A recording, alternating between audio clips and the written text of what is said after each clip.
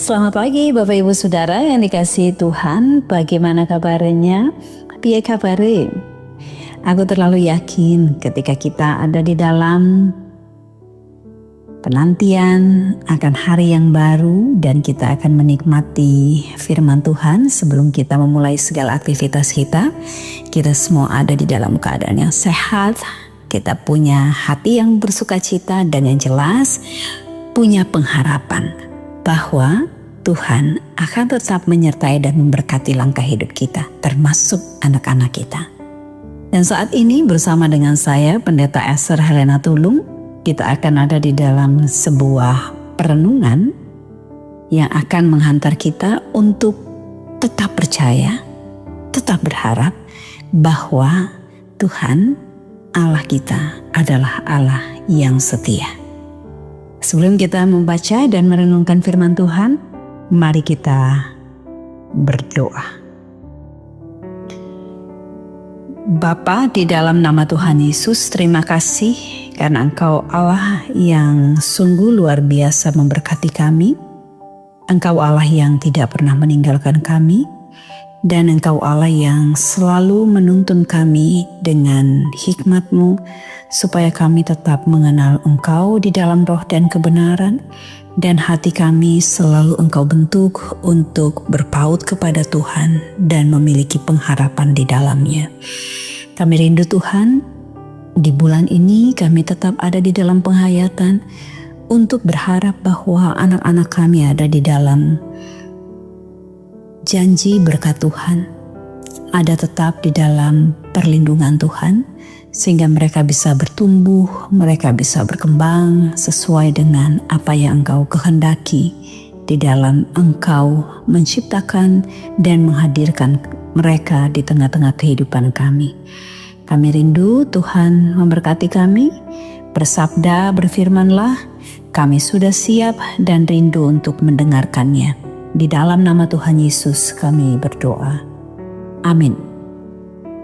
Bapak Ibu Saudara yang terkasih dalam Tuhan, kita akan membaca di dalam kitab Ibrani pasal 6 ayatnya yang ke-19, dan ini akan menjadi dasar untuk kita ada di dalam permenungan pagi ini. Ibrani pasal 6 ayat 19 berkata demikian.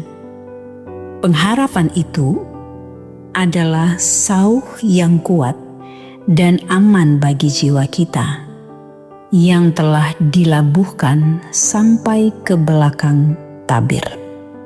Sampai demikian jawab pembacaan kita. Terpujilah Kristus. Haleluya. Bapak Ibu Saudara yang terkasih dalam Tuhan, ada satu pepatah yang mengatakan buah jatuh tidak jauh dari pohonnya. Itu katanya selalu memberikan gambaran kepada anak yang mirip bapaknya atau mirip ibunya, cara berjalan, cara ngomong, wajahnya, gelagatnya, karakternya gitu. Dan ada yang sampai misalnya ketika dia dewasa dan kemudian ketika dia sudah memilih pekerjaan, misalnya papahnya itu sebagai seorang pedagang misalnya, dan ketika anaknya jadi pedagang yang sukses, orang akan mengatakan, wah memang ya buah jatuh tidak jauh dari pohonnya. Karena papahnya pedagang, dia juga pasti jadi pedagang. Mamanya guru, anaknya pasti salah satu menjadi guru, dan seterusnya dan seterusnya. Tetapi peribahasa ini kemudian berkembang gitu ya. Aku yakin Bapak Ibu sudah pernah mendengar perkembangan dari peribahasa ini. Buah jatuh tidak selalu dekat dengan pohonnya. Kemudian ada yang bertanya, gak mungkin. Dan ada yang menjawab, mungkin aja kalau pohonnya ditanam di samping sungai, apalagi kalau alirannya deras. Jadi kalau buahnya jatuh itu bisa langsung hanyut dan kemudian entah dia pergi kemana. Nah Bapak Ibu Saudara, peribahasa yang diplesetkan yang kedua ini yang menjadi bagian yang membuat kita sebagai orang-orang tua di zaman sekarang ini, di zaman yang super duper canggih ya. Super duper canggih saya katakan karena dulu saya saja dulu hanya pakai mesin ketik saja saya pikir itu sudah bagian dari kecanggihan ya. Bayangkan sekarang, anak-anak sekarang sudah tidak kenal lagi dengan mesin ketik. Pasti mereka sudah kenal dengan begitu banyak hal yang kita sendiri pun orang tua tidak tahu. Tapi di balik kecanggihan itu sebenarnya ada begitu banyak kecemasan yang muncul di hati orang tua. Bagaimana mereka bisa dalam tanda kutip tetap memberikan pengajaran kepada anak-anak, tetap memastikan bahwa masa depan dari anak-anak kita ini adalah masa depan yang baik, masa depan yang benar, masa depan yang tidak bertentangan dengan firman Tuhan, masa depan yang jadi berkat bagi kita sebagai orang tua, sebagai keluarga, sebagai gereja, dan juga anak-anak kita ini bisa memberikan impact, bisa memberikan dampak yang baik, yang positif bagi kehidupan masyarakat. Nah, sekarang dengan semua kecanggihan, kita bisa mengatakan bahwa sekarang justru masih lebih mudah. Kenapa? Karena semua sarana prasarana bisa terpenuhi bagi anak-anak kita. Itu kalau kita masih bisa untuk ada di dalam pendampingan untuk anak-anak ini. Kita masih bisa memantau mereka. Kita masih bisa setiap hari, setiap saat kita masih bisa memberikan kepada mereka penekanan-penekanan tentang apa sih yang Tuhan mau, apa yang Tuhan inginkan engkau lakukan sebagai seorang muda di tengah-tengah dunia milik Allah ini. Nah, apa yang terjadi sekarang adalah begitu banyak anak yang terhilang ketika mereka bertumbuh menjadi manusia yang individualistis. Kita mendengar ada istilah generasi sekarang generasi nunduk. Kenapa generasi nunduk? Karena gadget kita selalu nunduk. Kita selalu nunduk dan melihat gadget dan yang main itu hanya jempol. Dan kemudian pada akhirnya kita tidak lagi memperhatikan hal-hal yang ada di sekitar kita. Dan ini yang mirisnya terjadi tidak hanya kepada anak-anak, tetapi ini juga bisa terjadi kepada kita yang adalah orang dewasa yang seharusnya menuntun mereka. Belum lagi ancaman di mana anak-anak ini diberikan tawaran-tawaran oleh dunia supaya mereka mendapatkan shortcut, mereka mendapatkan jalan pintas untuk bisa mendapatkan sesuatu, misalnya mendapatkan uang. Ada begitu banyak jalan pintas yang ditawarkan oleh dunia ini untuk mereka bisa mendapatkan uang tanpa mereka bersusah-susah. Kalau jalan pintas itu adalah positif, itu tidak ada masalah. Tetapi masalahnya adalah generasi yang instan sekarang sudah tidak mau lagi berproses. Sudah tidak mau lagi bersusah-susah, sudah tidak mau lagi ada di dalam proses untuk belajar. Zaman dulu kalau kita mau sesuatu kita harus nabung. Dari jajan kita misalnya.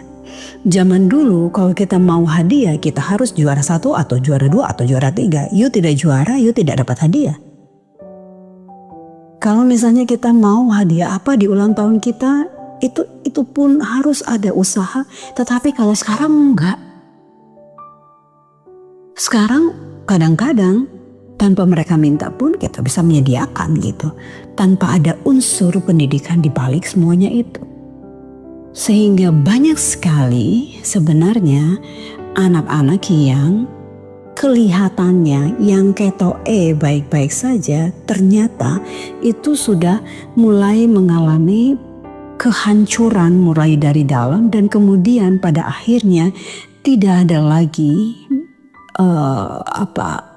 pembentukan karakter yang bisa lebih memperkuat ia supaya kehidupannya di masa yang akan datang itu akan menjadi lebih baik. Karena itu yang saya katakan tadi, generasi instan ini sudah tidak memiliki daya juang yang luar biasa gitu. Nah, mari kita lihat apa yang menjadi concern kita untuk renungan kita di pagi hari ini. Renungan kita di pagi hari ini didasari dengan satu ayat Alkitab yang mengatakan bahwa pengharapan itu sama seperti sauk. Pengharapan itu sama seperti sauk. Pengharapan itu adalah bukan sama seperti itu, tapi pengharapan itu adalah sauh yang kuat dan aman bagi jiwa kita. Nah, ternyata orang yang memiliki pengharapan itu tidak simsalabim langsung dapat pengharapan. Tetapi pengharapan itu harus melewati yang namanya proses supaya dia tetap tegak berdiri bahwa dia punya pengharapan yang benar, yang baik, yang kekeh sumekeh. Dia akan tetap berpegang pada kepada siapa yang memberikan pengharapan dan yang memberikan janji dalam kehidupannya. Nah, mari kita lihat apa yang dikatakan di dalam Kitab Roma pasal 5. Kitab Roma pasal 5 di situ dikatakan bahwa karena kita tahu kita malah bermegah juga dalam kesengsaraan kita. Karena kita tahu bahwa kesengsaraan itu menimbulkan ketekunan. Ketekunan menimbulkan tahan uji. Dan tahan uji menimbulkan pengharapan. Dan pengharapan tidak mengecewakan karena kasih Allah telah dicurahkan di dalam hati kita oleh Roh Kudus yang telah dikaruniakan kepada kita. Nah, Bapak Ibu Saudara yang terkasih dalam Tuhan, ternyata apa yang dikatakan di dalam kitab Ibrani bahwa pengharapan itu adalah sauh bagi kapal. Jadi kalau ada kapal atau perahu, kayak katakanlah ada kapal yang besar sekali begitu, kemudian dia terombang-ambing di tengah lautan, supaya dia tetap bisa berusaha untuk bisa tetap stabil. Dia harus melempar jangkarnya, dan jangkarnya itu harus betul-betul tertambat betul di balik tabir, di karang yang besar atau di batu yang besar, di kedalaman tertentu begitu. Dan kemudian supaya kapal ini tetap ada di posisi yang walaupun dia goyang, dia tidak akan tenggelam, dia tidak akan hanyut, dia tidak akan membahayakan semua orang yang ada di dalamnya. Jadi sangat-sangat indah, sangat bagus, sangat gagah yang digambarkan tentang pengharapan. Tetapi ingat, pengharapan tidak serta-merta itu jadi 100% itu tetap ada di dalam setiap orang. Kita nggak hanya ngomong anak-anak, tetapi mari kita ngomong tentang diri kita sendiri. Kadang-kadang kita sebagai orang Kristen, pengharapannya pun itu timbul tenggelam. Pengharapan kita itu mengalami yang namanya swing gitu. Jadi ya kayaknya berayun-ayun gitu. So ya kadang-kadang ada di sini, kadang-kadang ada di sana, kadang-kadang bagus banget. Dan itu semua rata-rata tergantung pada kondisi. Kita bisa berpengharapan kalau kondisinya bagus. Kita berpengharapan kalau kita bertemu dengan orang-orang bagus saja. Kita bisa berpengharapan kalau segala sesuatu itu lancar dan smooth. Tetapi kalau sesuatu yang dibalik itu terjadi, situasinya, kondisinya tidak baik-baik saja. Kita bertemu dengan orang yang tidak baik-baik saja. Kita bertemu dengan sebuah proses yang tidak lancar-lancar saja. Jangkar kita bisa tidak ada fungsinya, tidak ada maknanya. Makanya ini menjadi bagian perenungan. Sekali lagi saya katakan, ini tidak hanya untuk anak-anak, bagi kita juga. Bahwa pengharapan yang kuat digambarkan sama seperti jangkar. Itu harus melalui prosesnya. bahwa kita harus bisa melihat bahwa kesengsaraan itu, bagi Rasul Paulus dia mengatakan itu kita harus bermegah di dalam kesengsaraan kita. Kenapa? Karena dengan kesengsaraan kita bisa mengalami ketekunan. Ketekunan bisa mendatangkan tahan uji, dan tahan uji itulah yang menghadirkan pengharapan. Ada yang mengatakan, wah kesengsaraan kok itu adalah sesuatu yang bisa membuat kita bermegah. Apa yang bisa kita megahkan, apa yang bisa kita banggakan dengan kesengsaraan? Orang tidak bisa bermegah di tengah-tengah kesengsaraannya dan berakhir pada pengharapan kalau dia tidak melihat hidupnya mengalami kasih karunia dari Tuhan. Kasih karunia yang harus dihidupkan. Kasih karunia yang harus betul-betul ada di dalam diri setiap orang.